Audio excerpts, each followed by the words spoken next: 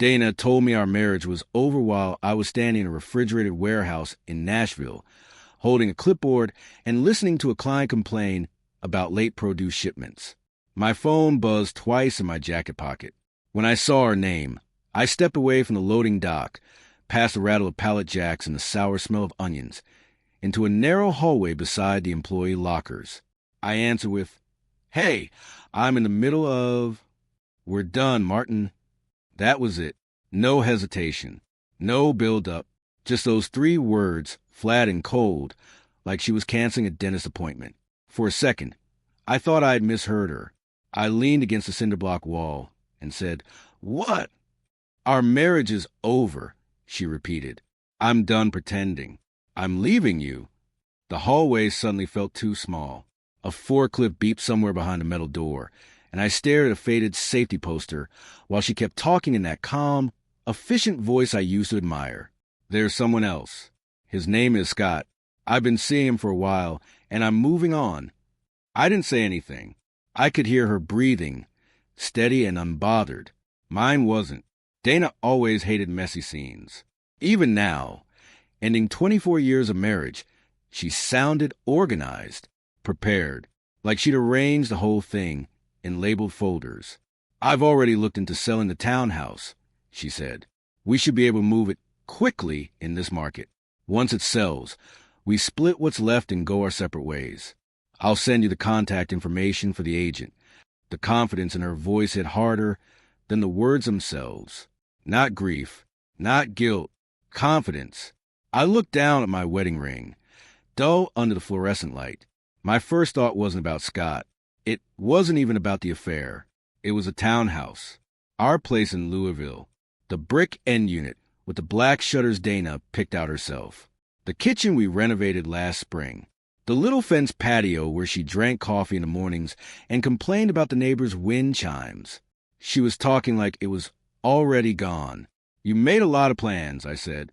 "I had to," she replied. "You would have dragged this out." There was a long pause after that. Not the kind married people share. The kind strangers do. Then she said, "I'll be at the house when you get back. We can talk then.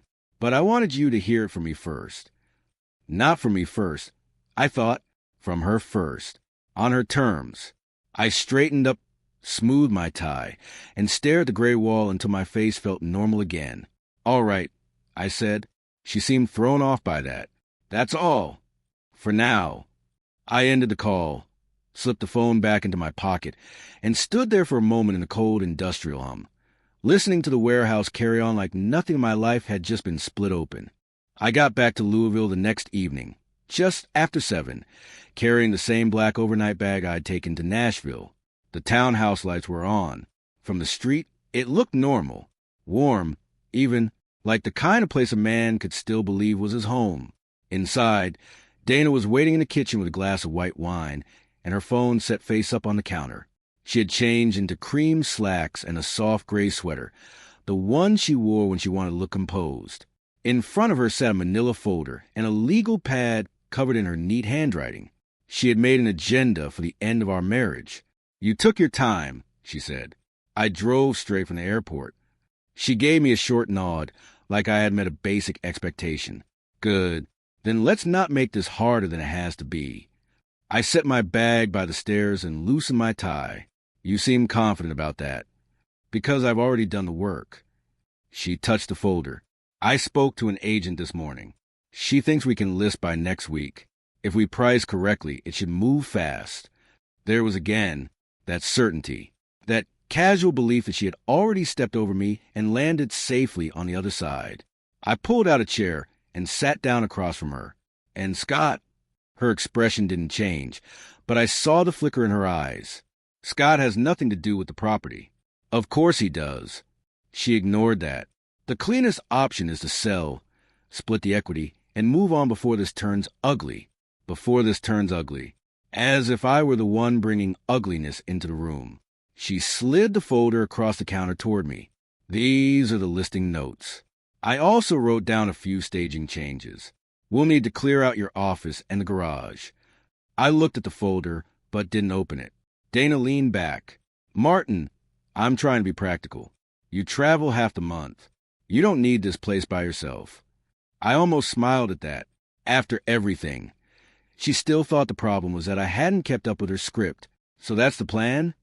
I asked, you leave me for another man, sell the townhouse, take your half, and start over? Yes.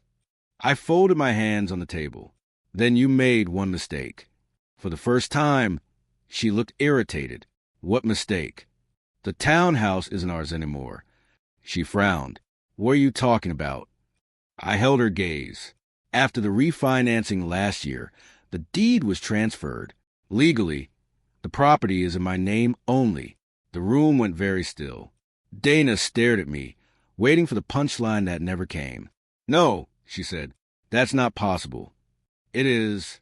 That house was jointly owned. It was past tense. She stood so quickly the wine glass shook. You're lying. I reached into my briefcase, took out the folded copies I had brought from my office, and placed them on the table between us. I'm not. I didn't sleep that night. Dana locked herself in the guest bedroom after pacing the kitchen for nearly an hour, rereading the documents, calling someone, probably Scott, then going quiet. No shouting, no breakdown, just tension hanging in the walls like a low electrical hum. I stayed downstairs. At 2:17 a.m., I was sitting at the kitchen island with my laptop open, the same spot where she used to drink her morning coffee and scroll through renovation ideas. Now I was looking at numbers. For years, I handled operations for other companies, efficiency, logistics, financial leaks. But at home, I had let things run on autopilot. Joint accounts, shared expenses. Dana managed most of the day-to-day spending. I trusted her. That was the first mistake. I logged into our primary account and started going back. Not days, not weeks, months, then a year. At first, everything looked normal. Groceries, utilities, insurance, routine transfers. But the deeper I went, the more patterns started to surface. Small amounts at first. $1,200 labeled as bathroom tile adjustment. $2,800 marked contractor overage. $3,500 tagged as insurance correction. All spaced out. Clean. Justifiable. Except I knew the numbers. There was no contractor overage. I had negotiated that contract myself. The insurance never changed. And the bathroom remodel had been paid in full. I leaned back, staring at the screen. Then I opened a second tab and started cross-referencing. Transfer destinations, routing numbers, external accounts. That's when it clicked. The money wasn't disappearing. It was being moved. Quietly, repeatedly, intentionally. I followed the trail until I found it. An external account under her name only, not linked to our shared dashboard. Not something I had ever seen before. My chest tightened, but my hand stayed steady. I pulled the statements. Month after month, the same pattern. Disguised withdrawals from our joint funds, funneled into that account like a slow leak no one was supposed to notice. I added it up once. Then again, $192,400. I stared at the number for a long time, letting it settle. This was an impulse. This wasn't a mistake. This was planning. Years of it. I closed the laptop halfway and sat there in the dim kitchen light, listening to the refrigerator cycle on and off. Somewhere upstairs, a floorboard creaked. Dana shifting the guest room. She hadn't just decided to leave me. She had been building her exit, piece by piece, quietly, and she thought I would never look closely enough to see it. By morning, I had already made a decision. Dana was still asleep when I left the house. The guest room door was closed. No sound, no movement. For a moment, I stood in the hallway, looking at that door, thinking about how many nights we had spent under the same roof without knowing we were already living separate lives. Then I walked out. Vanessa Cole's office sat on the 12th floor of a glass building downtown, all clean lines and quiet authority. She had handled a contract dispute for one of my clients 3 years earlier. Sharp, controlled, the kind of person who didn't waste words. Exactly what I needed. Her assistant led me in at 8:30 sharp. Vanessa was already seated, reading something on a tablet. She didn't look up right away. "Martin," she said without greeting, "you don't usually call unless something's gone very wrong." I placed a folder on her desk. "My wife is leaving me. There's another man, and she's been preparing for it longer than I realized." That got her attention. She set the tablet down and folded her hands. "Walk me through it." I did. The call, the house, the assumption she could sell it, the account. When I mentioned the hidden money, Vanessa didn't react immediately. She just reached for the documents and started reading. The room stayed quiet except for the soft turn of paper. After a few minutes, she leaned back slightly. "This isn't impulsive," she said. "I know. This is a strategy." "I know that too." She tapped one of the pages. She'd been extracting funds in controlled increments. Clean descriptions. No obvious flags. That's not panic behavior. "No," I said. "It's preparation." Vanessa nodded once. "Then you need to understand something clearly. You're not dealing with a messy divorce." She looked directly at me. "You're dealing with a planned exit operation." The words settled in the room. For the first time since a phone call in Nashville, I felt something close to clarity. Not anger, not shock, structure. "Good," I said. "Then we treat it like one." That was the moment her expression shifted, just slightly. "All right," she said. "Then here's what we do." She turned the folder toward herself and started making notes. "First, we stop any attempt to sell the property. Immediately, I'll file to establish sole ownership and block listing authority." I nodded. "Second, we move to freeze any accounts tied to disputed marital funds, especially anything she's been siphoning into. I have the account details." "Good. That gives us leverage." She continued, precise, efficient. "Third, we document everything. Every transfer, every communication, every inconsistency. If she's been planning this, she's left a trail. People always do." I watched her work, the steady rhythm of someone who had already stepped 3 moves ahead. "And Scott?" I asked.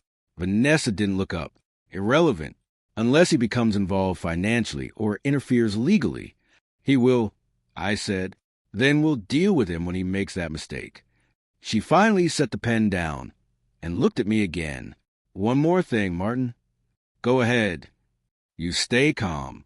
No confrontations. No emotional reactions. People who plan like this expect chaos. They rely on it." I thought about Dana in the kitchen, sliding that folder toward me like the outcome was already decided. "I won't give her that," I said.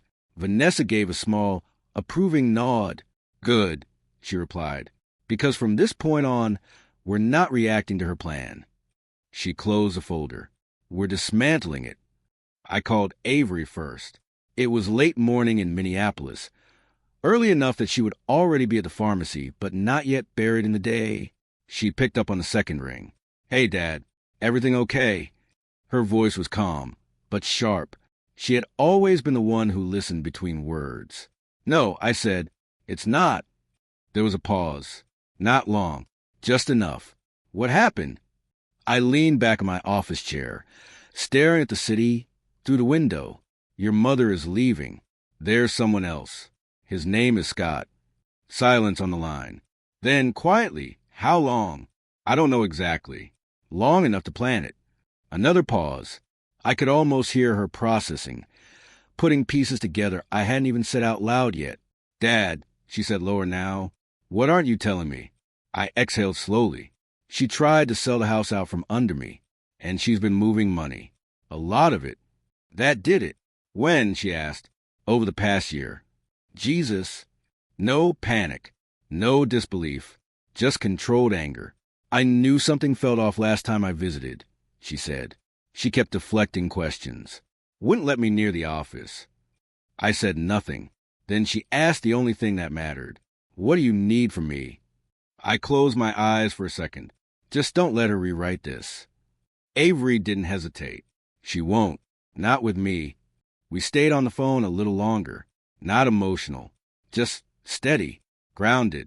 When we hung up, I knew exactly where she stood. With me, Caleb was different.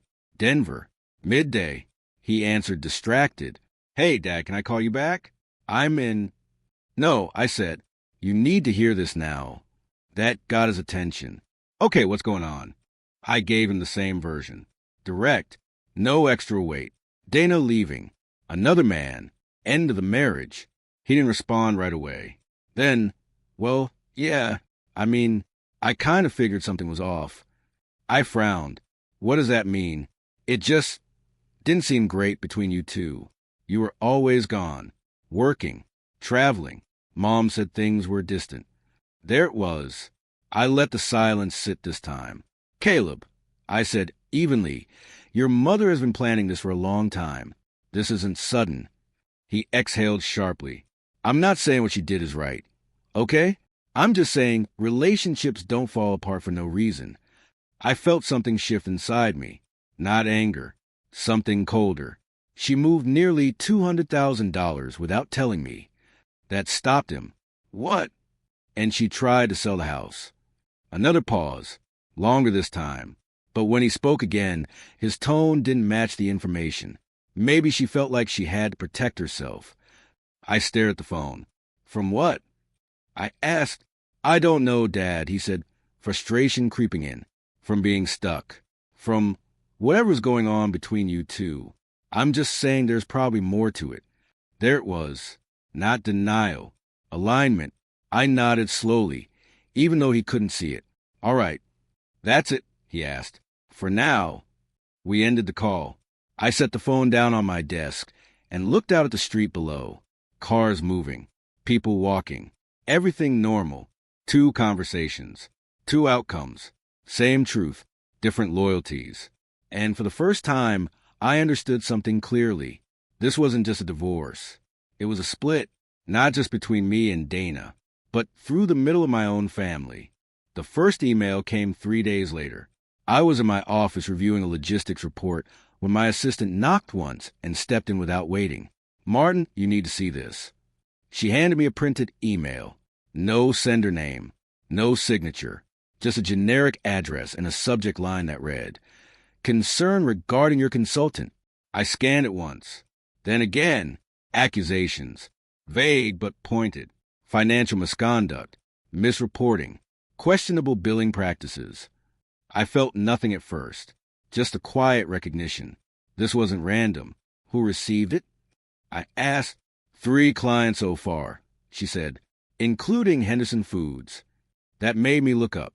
Henderson was one of my largest accounts. A long-term contract. Clean. Stable. Forward me everything, I said. She nodded and left quickly. I sat there for a moment, the paper still in my hand, then reached for my phone and called Vanessa. She's escalating, I said when she answered. What happened? I explained the email, the wording, the timing. Vanessa didn't interrupt. When I finished, she said one thing. Of course she is. I leaned back slowly. You expected this? I expected pressure, she replied. This fits the pattern. She's going after my clients. She's going after your leverage, Vanessa corrected. If your income becomes unstable, your position weakens, legally and personally. I looked at the email again. It was carefully written. No direct claims that could be easily disproven. Just enough to plant doubt. She didn't write this alone, I said. No, Vanessa agreed. But she doesn't need to. She just needs someone willing to send it. Scott, the name sat quietly in the back of my mind. I want to respond, I said. You will, Vanessa said, but not emotionally. We do this clean. Before I could reply, another notification appeared on my screen. Subject, State Inquiry Notice. I opened it. My expression didn't change, but something inside me locked into place. What now? Vanessa asked. A tax inquiry, I said. State level. They're requesting documentation on the last 2 years of filings. There was a brief silence on the line. Then very calmly, timing? Today. Of course, she said again. I stood up and walked to the window, looking out over the street below. Same view, same city, different context. She's trying to bury me, I said. She's trying to overwhelm you, Vanessa replied. Volume, pressure, distraction. I nodded once, even though she couldn't see it. She won't. I said, I know, Vanessa answered, because now we adjust. There was a shift in her tone. Subtle but clear. This isn't just a divorce anymore, Martin. This is coordinated. I'm aware. Good. Then here's what happens next. You do nothing publicly. No responses without legal review. No direct engagement. And privately? Her answer was immediate. We start documenting everything as retaliation. I look back at the email on my desk. Clean. Anonymous. Designed to look like concern. It almost would have worked if I hadn't already seen the pattern. I underestimated her. I said, yes, Vanessa replied, but she's about to make the same mistake about you. I ended the call and sat back down, folding the paper carefully. Dana wasn't just leaving. She was trying to erase me on the way out. And now I knew exactly how far she was willing to go. The tablet had been sitting in the drawer for years. Old. Scratch screen. A forgotten piece of tech Dana used before upgrading everything. I found it while going through the office, clearing space the way she had planned to do to me. It shouldn't have mattered, but something about it felt unfinished. I charged it anyway. At first, it looked empty. No recent apps. No obvious files. Just outdated software and a few old photos. The kind of device people forget to wipe because they assume it's irrelevant. That assumption saved me, because it was still synced. Cloud storage, auto backups, email fragments, messaging apps she hadn't used in months, but never properly disconnected. I sat at my desk, scrolling slowly. Then I saw his name. Scott. Not just recent messages. History. Years of it. My hand stopped moving. The earliest thread was older than I expected. Not months. 2 years. I opened it. At first, it was casual. Reconnection. Light conversation. Then it shifted. Subtle at first. Then clearer. Then undeniable. Hotel confirmations.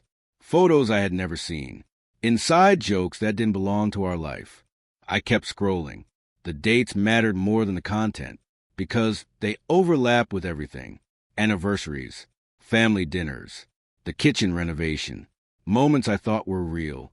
They weren't. I leaned back, exhaling slowly, but my eyes stayed on the screen. Then I found the folder. It wasn't hidden. That was the disturbing part. It was labeled simply, Reset Plan. I opened it. A spreadsheet appeared first.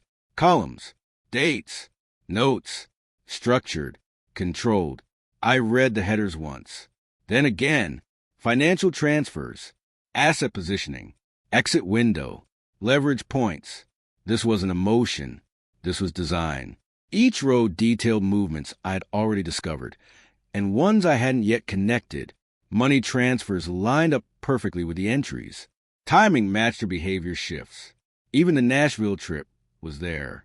Marked as low resistance window, I didn't react. I kept reading. Another file. A document. Plain text. Bullet points.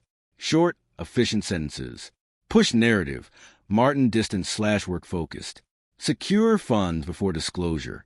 Engage legal pressure early if needed. Apply external stress business exposure. My jaw tightened slightly. There it was. Not suspicion. Confirmation. The emails. The tax inquiry. Not reaction. Pre-written strategy. I scroll further. At the bottom, one final section. End state. I paused. Then read it. Property liquidated. Fund secured separate. Reputation neutralized or weakened. Minimal resistance from Martin. I closed the file. The room felt very quiet. Too quiet.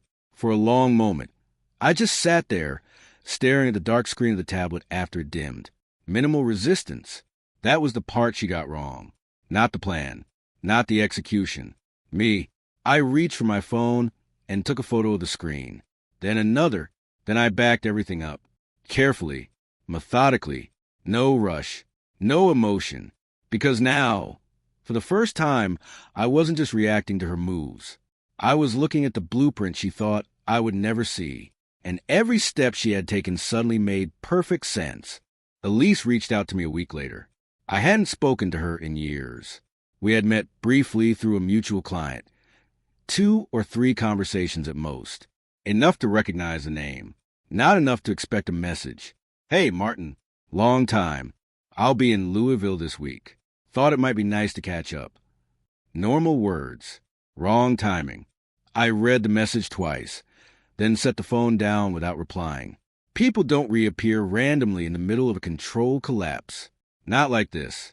Not with everything already in motion. By the next morning, she sent another message. Casual, light pressure. I'll be near your office Wednesday. Coffee. I stared at it, then pulled up the tab again. The reset plan. I scrolled through the sections more carefully this time, not looking for the obvious, looking for the gaps. That's where I found it. A separate note, buried under archive files. Short, almost an afterthought. Contact re. Character angle, no full name, no details. Just enough. I leaned back slowly, letting that settle. Elise, of course. I picked up my phone and replied. Wednesday works. 10:30. Her response came quickly. Too quickly. Perfect smiley face. I arrived early. Chose a table with a clear line of sight to the entrance and the street. Sat with my back to the wall. Ordered coffee I didn't touch. At 10:28, she walked in. Same face. Same posture. Slightly sharper around the edges. She spotted me immediately and smiled like nothing in the world had ever been complicated. Martin, she said warm. Easy. Wow. It's been a while. It has, I replied. She sat down across from me, crossing her legs, setting her phone face down on the table. Always face down. We made small talk first. Work. Travel. The kind of conversation that fills space without saying anything. Then it shifted. You look different, she said. More relaxed. I've had a lot to think about. I heard you travel a lot, she added. Must get lonely sometimes. There it was. I watched her carefully. The tone, the pacing, the way she leaned in just slightly too soon. Scripted. Not perfectly, but enough. You heard that from who? I asked. She hesitated. Just a fraction. Mutual connections. I nodded once. Then I stood up. Her expression flickered. Wait, what? I reached into my pocket, placed cash on the table, and looked directly at her. You should tell Dana the plan had a gap. Everything stopped. The smile disappeared. Not gradually. Instantly. I don't know what you're talking about, she said. I held her gaze. Calm. Steady. She paid you, I said, to get close, create a situation. Photos. Narrative. Her lips parted slightly, but no words came out. I leaned in just enough so only she could hear me. I don't walk into traps I can already see. Then I straightened, turned, and walked out. By the time I got back to my office, my phone was vibrating. Unknown number. I answered. Martin. Dana's voice said tight, controlled but cracking at the edges. What did you say to her? I closed my office door behind me. Enough, I said. Silence. Then sharper, you're being paranoid. No, I replied. I'm being precise. Another pause. You're making this worse than it needs to be. I almost smiled at that. No, I said again. I'm making sure it ends correctly. She didn't respond immediately. For the first time since Nashville, I could hear something new in her breathing.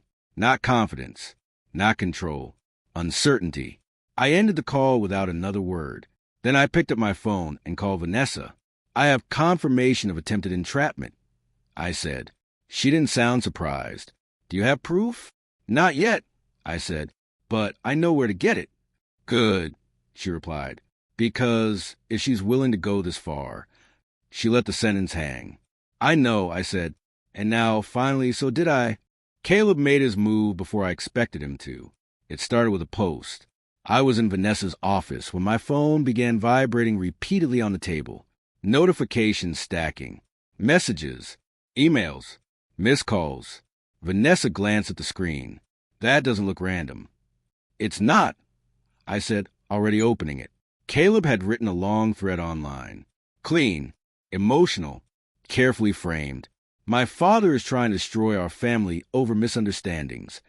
I read the rest in silence. He painted Dana as someone forced into a corner, me as distant, cold, obsessed with control. He didn't accuse me directly of anything illegal, but he didn't need to. The implication was enough. Vanessa didn't interrupt while I finished. Then she said, "He just made this easier." I looked up. "He publicly chose a narrative," she continued. "That means we can publicly dismantle it." I set the phone down slowly. "He's my son." "And he's wrong," she replied. "And now he's part of the situation."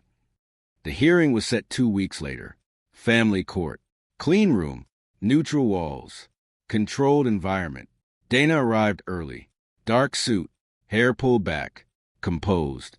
But not the same. Something underneath had shifted. Tighter. Less certain. Scott was there too.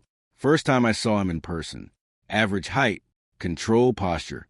The kind of man who thought staying quiet made him invisible. It didn't. Caleb sat behind Dana. He didn't look at me. Avery sat on my side. She did. Vanessa placed a folder in front of me. Thick, structured, final. "Everything is in order," she said quietly. "Just stay exactly as you've been." "I will." When it started, Dana's attorney went first. Predictable strategy. Emotional framing. Breakdown of marriage. Emotional distance. Financial control. I didn't react. I watched Dana instead. She kept her eyes forward until Vanessa stood. Then everything changed. Vanessa didn't raise her voice. Didn't rush. She moved piece by piece. "Let's begin with financial disclosures." She introduced the account. The $192,400. Detailed transfers. Dates. Labels. Patterns. Dana's attorney tried to interrupt. Denied. Vanessa continued. "Now, regarding the timeline of the relationship with Mr. Scott." Messages appeared. Dates. Hotel records. Overlap with documented marriage events. Dana's composure cracked. Just slightly. Then Vanessa shifted again. Next, evidence of external interference. The emails. Anonymous messages to clients. Metadata. Connections. Enough to establish direction, even without a direct signature. Scott shifted in his seat. Vanessa didn't look at him. Then she placed the final piece. Attempted entrapment. The room changed. Phone records. Payments. Messages recovered from a lease. Clear enough. Precise enough. Dana's attorney stopped speaking. There was nothing left to argue. I didn't look at Dana. I looked at Caleb, because this was the moment where belief meets reality. His expression had changed. Not anger, not defense. Recognition. Slow. Unavoidable. Everything he'd said online, every word, collapsed under the weight of what he was seeing in front of him. He finally looked at me, for the first time since the call. I didn't nod. I didn't react. I just held his gaze. The judge didn't take long. The language was formal, measured, but clear. Dana's position weakened. Significantly. Credibility questioned. Financial misconduct established. Interference noted. By the time it ended, the version of reality she had built no longer existed. Not privately. Not publicly. Outside the courtroom, no one spoke at first. Dana walked past me without looking. Scott followed. Caleb didn't move. Avery stayed beside me. Vanessa closed the folder. "Phase 1 is done," she said. I nodded once. Behind us, I heard Caleb take a step forward, but I didn't turn around yet, because some things take a moment longer to catch up to the truth.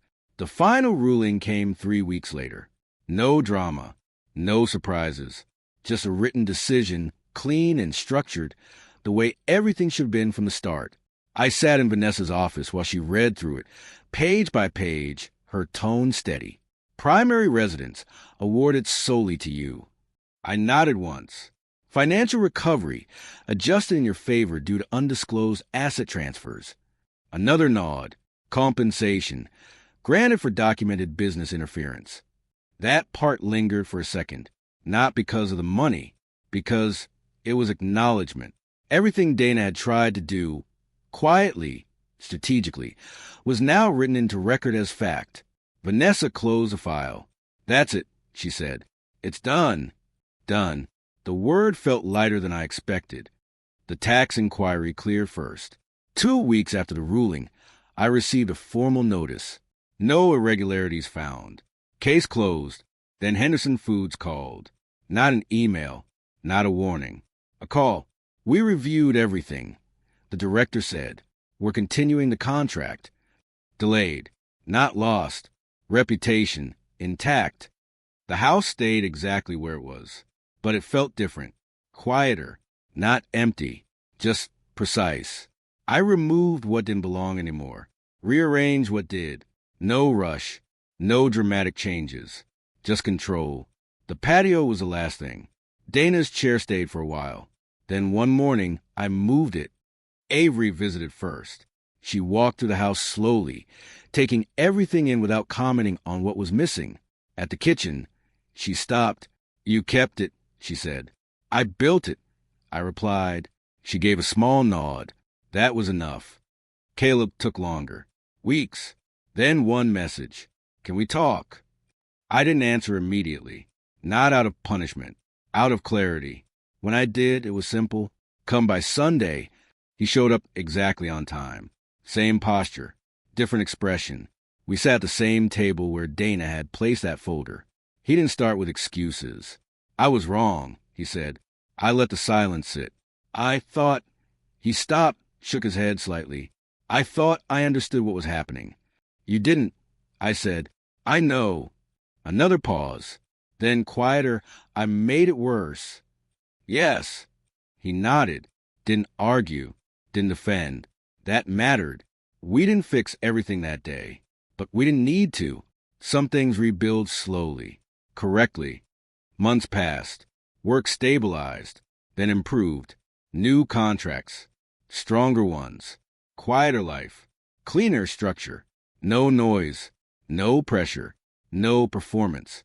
Just movement. Forward. I didn't look for revenge. I didn't need to. Dana's plan had already collapsed under its own weight. The money, the narrative, the control, none of it held. I heard things occasionally, where she ended up, how it turned out. I didn't follow it, because it wasn't relevant anymore. One evening, I stood on the patio with a glass of water, watching the light fade over the neighboring rooftops. No noise, no tension, just stillness. For the first time in a long time, nothing felt unfinished. No loose ends.